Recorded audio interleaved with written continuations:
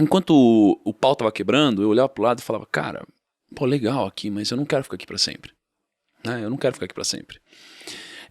De repente, o não quero ficar aqui para sempre, ele veio acompanhado de eu quero trabalhar no mercado financeiro. De repente, o eu quero trabalhar no mercado financeiro veio acompanhado de uma apostila que eu imprimi na internet e comecei a estudar para o CPA 20. De repente, essa apostila, ela se transformou em estudo. De repente, esse estudo se transformou numa prova que eu passei. De repente, isso aqui se transformou numa empresa que eu ingressei. Depois, de repente, eu saí do Outback. Ou seja, qual que foi o meu resultado, no final das contas? Eu estava trabalhando onde eu queria. Mas onde tudo isso começou? No meu pensamento. Não é? Então, quando a gente tem um erro na empresa ou a gente quer mudar nosso resultado, o que geralmente o gestor faz? Ele muda o processo. Só que mudar o processo para tentar acertar o resultado, muitas vezes é tão relevante quanto você tomar um remédio para curar uma doença. Porque se eu estou resfriado e eu tomo um remédio, eu passo. Só que aí eu fico resfriado de novo, tomo remédio, eu passo. E eu descubro que eu tomo pouca água.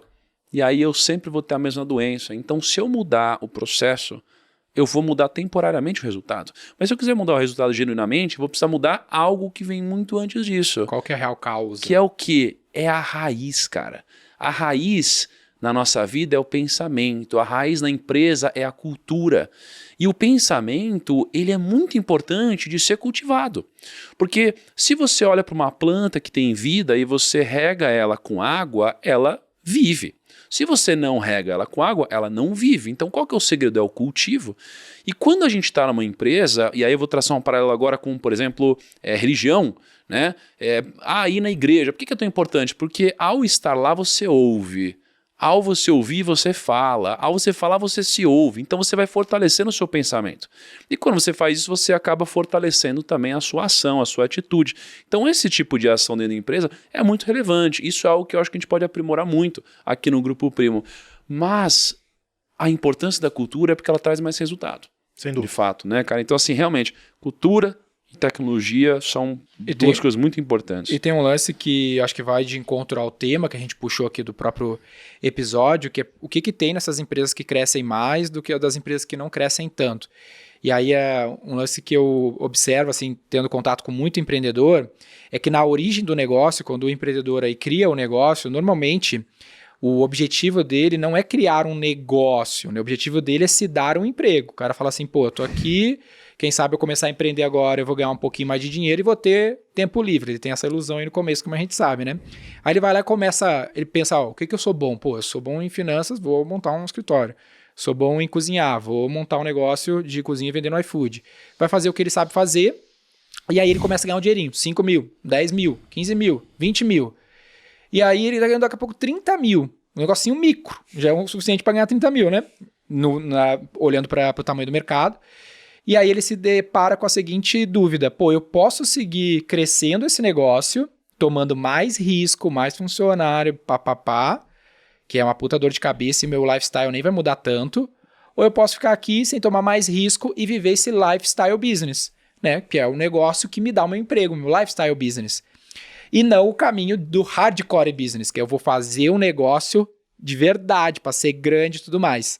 E aí, na minha visão, e os dados dizem isso, né? 96% das empresas faturam menos de R$1 milhão por ano, o cara opta normalmente pelo lifestyle business, não toma o risco, porque ele pensa que o risco é menor. Aí, na minha visão pessoal, fiz isso na minha jornada, me deparei com essa mesmo cenário, eu acho que o risco é maior ficar no lifestyle business, porque o mercado é sempre caótico. É sempre treta, velho. O mercado tá sempre mudando, vai vir um Covid, vai vir uma recessão, vai vir um governo maluco, sempre. E se tu te mantém pequeno, tu te mantém frágil. É como se fosse um oceano com uma tempestade constante, onde tem grandes transatlânticos e umas canoas. Canoa vira fácil, transatlântico fica forte. Na pandemia mesmo, eu perdi 20% da receita em março. Bateu o Covid no Brasil, 20% dos clientes cancelaram, nunca tinha acontecido. No outro mês, eu cresci 30% em relação ao mês anterior. Por quê? Porque eu sabia as minhas alavancas de crescimento e falei, tripliquei meu investimento em mídia para adquirir os clientes que eu tinha perdido e seguir assim. E a gente dobrou de tamanho em 2020 e seguiu fazendo assim nos outros anos. Mas se eu tivesse optado por ficar no lifestyle business, não teria o dinheiro, eu não saberia as alavancas e talvez não estaria aqui falando com vocês hoje. Então, esse é um ponto que eu vejo que começa na cultura. Porque growth, que é um assunto que eu sempre trago aqui, mal ou bem, esse crescimento, essa pauta, ele não é uma área, não é um setor da empresa, ele é a cultura, só que parte dos fundadores, dessa decisão que o cara tem que tomar em algum momento da vida dele. Que talvez foi o que tu estava vivendo lá. Você estava vivendo um lifestyle business, estava benzão, demais, 5 pessoas, ganhando dezenas de milhões. Aí vocês tomaram a decisão que vocês pensam todo dia se foi certo ou errado. Cara, vamos fazer um hardcore business. Aí eu não sei se tu tá convicto ainda se foi uma boa decisão. Hoje claro que foi. A minha área é 4 vezes maior do que era o primo rico. Que loucura, né, cara? Agora eu vou fazer uma pergunta difícil pra vocês, tá? Quero que vocês... Só agora? As outras foram tranquilas. Porque foi pra segunda pergunta, né? Aquela era a primeira. Não, cara, a gente tem 13 perguntas. A gente fez uma até agora. Passou da introdução. Passou da introdução. Não, mas é porque essa pergunta, assim, qualquer pergunta a gente pode responder sempre sob a ótica do senso comum e do viés de politicagem. Ou a gente pode misturar isso... E falar a verdade. Com a verdade, né? E aí eu tenho opiniões muito impopulares, eu acredito, né?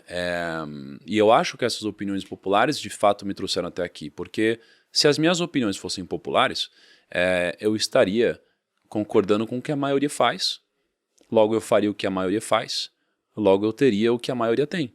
Né? Então, pelo fato de eu ser uma pessoa muito diferente, ter coisas muito diferentes, isso tudo ser fruto de opiniões muito diferentes, eu geralmente tenho que defender muito mais as minhas argumentações, porque eu tenho muito mais oposição ao meu viés filosófico. Né? Então eu trago para vocês um questionamento importante. O que é mais relevante para a prosperidade de um negócio? O modelo de negócio ou as pessoas? As pessoas. As pessoas te permitem ajustar o modelo de negócio que está ruim. O modelo de negócio, se as pessoas forem ruins, você pode ter o melhor modelo de negócio que não vai chegar em lugar nenhum. São as pessoas. Agora, não são todas as pessoas. É aquela meia dúzia que faz sentido para a sua empresa. Então, a gente brinca assim, o iFood serve para todo mundo, mas nem todo mundo serve para o iFood. Por quê? Porque talvez esse cara que é muito bom, ele não necessariamente se adeque aqui. Então, as pessoas. Eu tenho convicção, pelo menos dentro da minha experiência, do meu espaço amostral, as pessoas. Mas as pessoas certas. Não todas as pessoas. Tem gente que não serve. O Diego, daqui a pouco, não vai servir para o iFood. E o iFood tem que demiti-lo. Tem que recomprar a participação acionária dele e falar, cara, não é aqui mais que serve. Tem que ter essa coragem. E é isso que às vezes que eu acho que as pessoas... Acho que a polêmica tá aí, viu, Thiago? Da minha resposta, que é... Quando a gente fala pessoas, essa não é uma resposta legal. Essa é uma resposta difícil. Porque isso implica em mandar embora a pessoa que não faz mais sentido hoje e amanhã vai ter outra pessoa. Sim.